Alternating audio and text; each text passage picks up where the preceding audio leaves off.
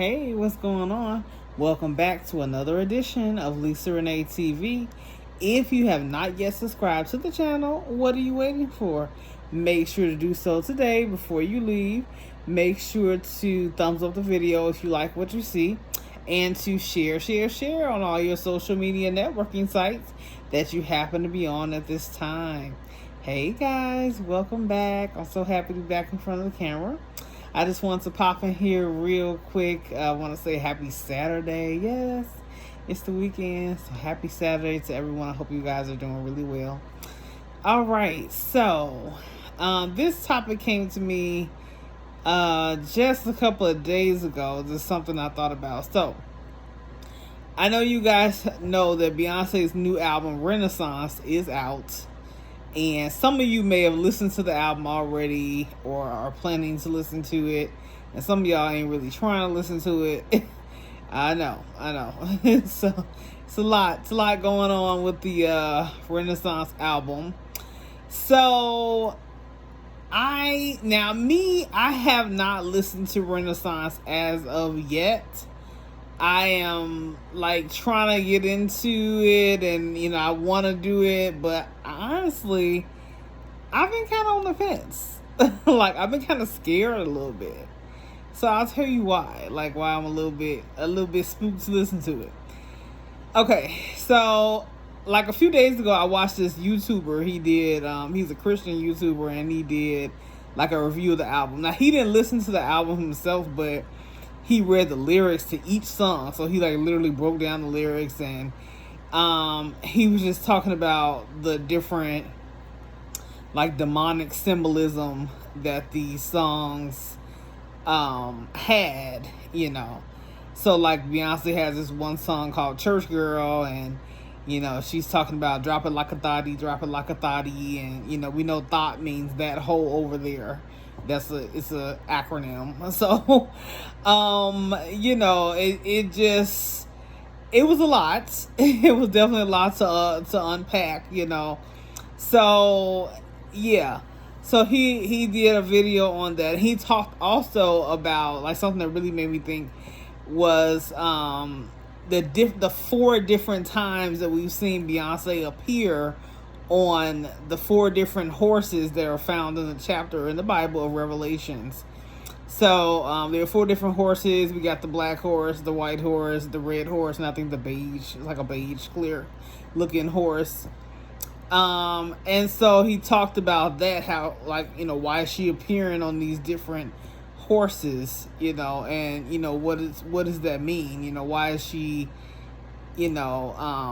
I don't think, he didn't accuse her of like celebrating the devil, but she's using this sort of like symbolism that is none other than demonic, and listening to the lyrics were heavily sexual. That's what I got from it, that her lyrics are just really really sexual. Like I said, I haven't heard the album. I'm a little bit on the fence, and I love Beyonce. That's the funny thing about it, that I haven't listened to it yet. But anyway, yeah, it was a lot going on. I think it's a very sensual, kind of sexual album. And listening to the lyrics, it's like when you I really gotta hear it. I gotta hear her sing it. Because in just reading them, I was like, some of that didn't make sense to me. I was just like, this doesn't even. I'm like, why she say that? I was like, why are you saying all that, Beyonce? What is going on? Like, what does that even mean? It just makes you wonder like where her energy is. Like what is that coming from? I kind of got like it, real feminine sort of sensual, sexual energy from her, that's where her energy resided, when she was making the music, which, she's a grown woman, she's married, she has kids, it isn't like she's 13 or 15 or even 18, making this type of music. So, yeah, it's definitely a grown woman type of album, I got that she was trying to make an album to sort of make women feel good about themselves. So, and she's always been about that girl empowerment sort of theme anyway. So that's kind of who she is.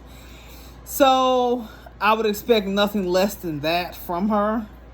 So, that's my take on it. I think, me just not having, I haven't really heard it other than the lyrics, I got a little taste of what it's going to sound like. I am going to listen to it. I think I'm going to go ahead and just give it a shot. I'll be prayerful about it first, since there's, so-called demonic, symbolism that could be attached to it. It might be nice to go in. And then sometimes I think we all have to be careful what we listen to anyway, because music has spirits attached to it, and it can, kind of mingle with your spirit in either a positive way or a negative way. It can influence you spiritually, so you have to be very, very careful about what goes inside your ears, because it gets to your heart, it gets to your soul. So, you just have to be very careful about what you are entertaining yourself with, So, for me, I haven't heard the album, but I feel like it's okay to listen to if you are a Christian. I think you just need to be prayerful about it. And, if you're just listening and you're like, hey, look, I just want to dance. I just want to have a good time. Or I'm trying to work out. You know how you work out?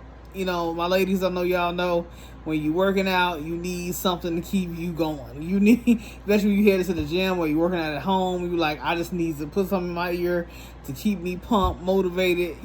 That's the time. You throw on Renaissance or whatever, some little Beyonc or whoever you like, and just to keep you going, doing your workout or whatever it is. Or when you cleaning up around the house, you may put on some music, or, so if you put on Renaissance or whatever, it's not a big deal.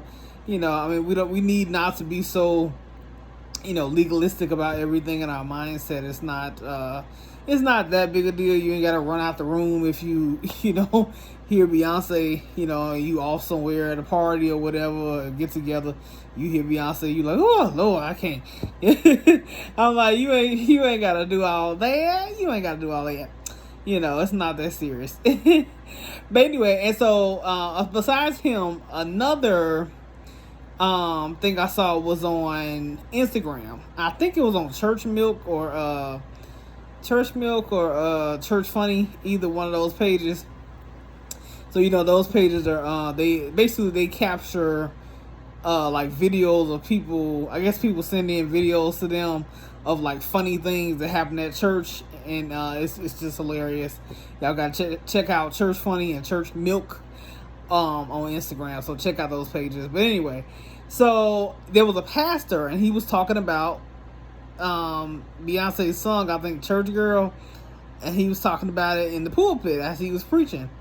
I think he said something about somebody going to hell or whatever it was, something to that effect. But he wasn't too pleased with it. So then another YouTuber that I watched commented, and he was basically saying in so many words that the pastor had no business commenting, and that he needs to, what was he doing listening to that music anyway? He needs to stay in his lane. He needs to just preach the word of God, and that's it. Why is he even listening to Beyonce in the first place? Since he claims to not listen to that type of music, then he needs to not listen to that type of music, Now, I had a problem with that particular response to it, because I was like, and of course other people who, saw this YouTuber's post agreed with him, but I had to disagree in some respect, because I was like, first of all, that is the pastor's job. That is the pastor's job to, respond to things that are happening in the world. And so if that means commenting on Beyonce's album, then that's what it is, So I didn't have a problem with the pastor saying something about Beyonce and her album.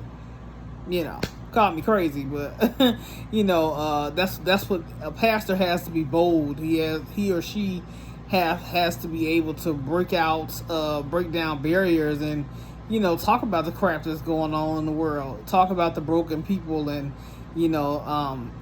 help them get fixed up, help them get to reach new heights, so yeah, you're not going to heal the sick, the spiritually sick, if you are afraid to tell them the truth. That's the problem with that. A lot of times people don't like to hear the truth. People don't want that truth serum.